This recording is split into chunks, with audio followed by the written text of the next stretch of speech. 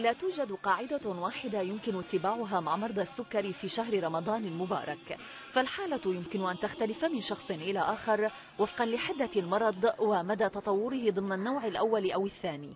دراسات أجريت مؤخرا على 13,000 مريض سكري في نحو 13 بلدا مسلما بيّنت أن 43% من مرضى السكري هم من النوع الأول، مقابل 79% من السكري من النوع الثاني.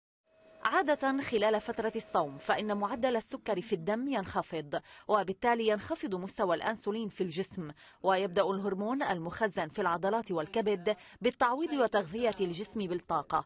لكن الحالة تختلف بالنسبة لمرضى السكري، فبعد ساعات صوم طويلة وانخفاض حاد في مستوى هرمون الأنسولين في الدم تتعرض صحة الصائم إلى الخطر، ومن تلك المخاطر هبوط أو ارتفاع حاد في معدل السكر، وخصوصا بعد فترة الإفطار، وجفاف حاد في الجسم إضافة إلى الشعور بالخمول والإرهاق.